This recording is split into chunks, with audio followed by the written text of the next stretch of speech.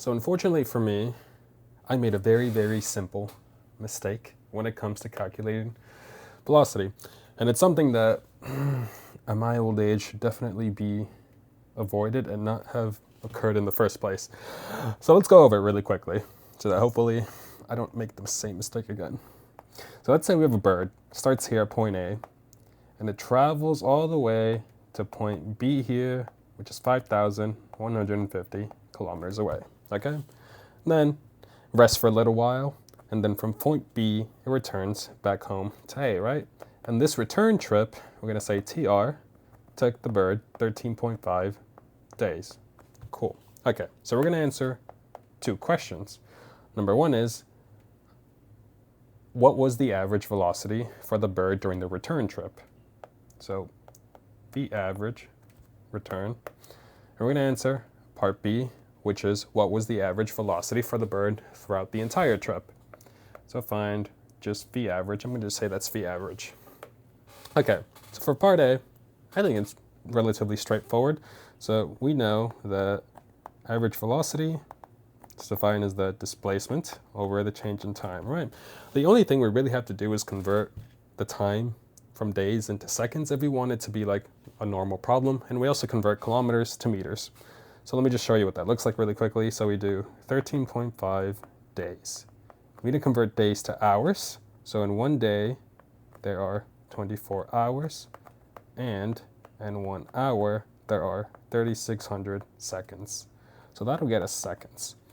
Now, in order to convert kilometers to meters, we do, what was it? 1 kilometer is, I want to say, 10 to the 3 meters, okay? Simple enough for that. I'm just going to do the calculations really quickly and then I'll write out the answers. Okay, so we got this really big number for seconds. What is that? 1,166,400 seconds. And this we can just easily convert to meters. Cool. So now all we have to do is divide the meters by the seconds. So we do V average R is equal to 5.150 times 10 to the 6 meters, all divided by 1,166,400 seconds. If you do that, you get an average velocity of 4.42 meters per second. And since the bird was traveling leftward at this time, it actually is a negative number. And the negative number would actually come from the negative displacement here. Cool. So our answer is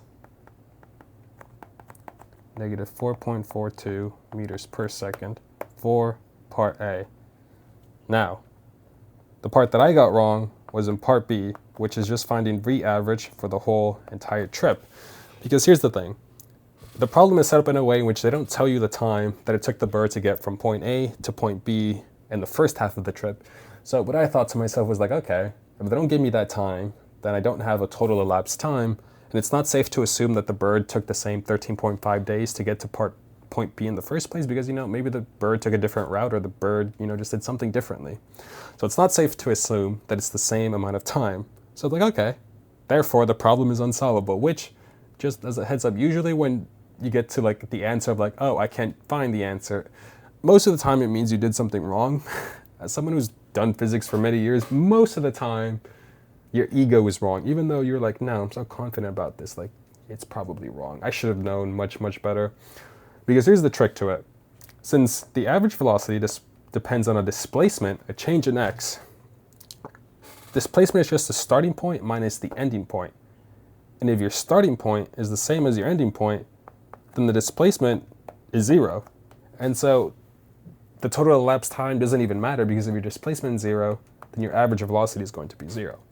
So the answer was that the average velocity for the round trip was 0, which, I got it wrong.